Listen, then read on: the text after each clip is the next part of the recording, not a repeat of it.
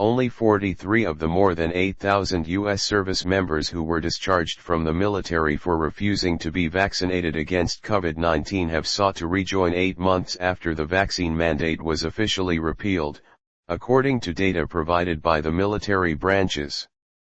Many Republicans argued that the vaccine mandate hurt military recruiting and retention efforts, which was part of the rationale for forcing the Defense Department to cancel the vaccine requirement. The military mandated the vaccine for only 15 months from August 2021 through January 2023, when it was rescinded by law as part of the National Defense Authorization Act. It marked perhaps the first time in U.S. military history that a vaccine requirement was reversed. But since the repeal, only 19 soldiers have rejoined the Army, while 12 have returned to the Marines, according to service spokespeople. The numbers are even smaller for the Air Force and Navy, where only 1 and 2 have rejoined, respectively, the services said. While Republicans have pointed to the vaccine mandate creating a retention issue, the Defense Department says all of the military services had surpassed their retention goals for the first 10 months of the 2023 fiscal year, which began on October 1, 2022. The services have exceeded retention goals even as the military has faced challenges in recruiting new service members. J. Stephen Morrison, Director of the Global Health Policy Center at the Center for Strategic and International Studies, described the numbers as minuscule and said, "It helps put the issue to bed, I hope." Defense Secretary Lloyd Austin mandated the vaccine for all service members after it received approval from the Food and Drug Administration. Some Republican lawmakers railed against the mandate, despite the COVID-19 vaccine being one of more than 15 vaccines required by the Defense Department. Republican Senator Tommy Tuberville, as part of the ongoing fight over his hold on more than 300 military nominees, insisted that the vaccine mandate had damaged readiness and depleted the ranks of the force. In a letter he wrote earlier this month to the Secretaries of the Navy, Air Force, and Army, the Alabama Republican said discharging thousands of service members also hurt military recruitment and retention.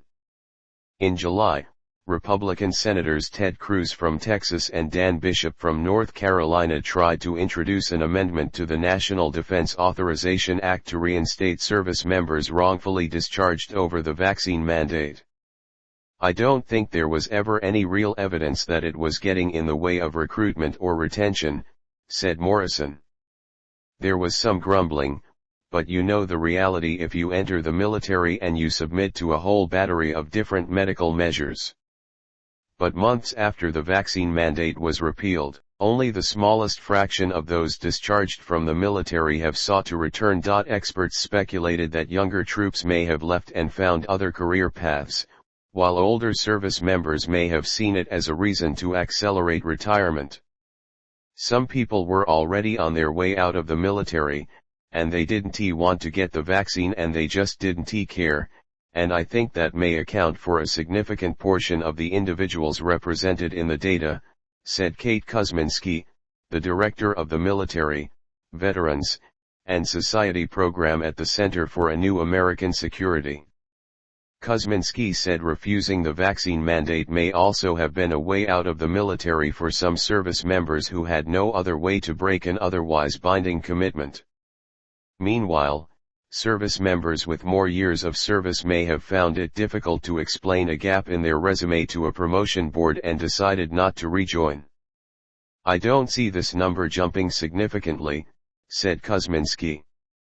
"You might see ones and twos in the future. We need to be allowed to parse the evidence. We didn't bring this case," Kais argued. Alina Habba, also a Trump lawyer, chimed in, "We haven't got one answer from him, he has no memory as we sit here." Kais conceded that they would try to streamline the cross-examination before the judge reiterated, "Let us not waste time." Over the course of testimony Wednesday, the third day of trial in New York, Attorney General Letitia James' lawsuit Engoron checked Trump's legal team twice more, at one point suggesting they were pandering to the press and carrying out their defense as if a jury were present.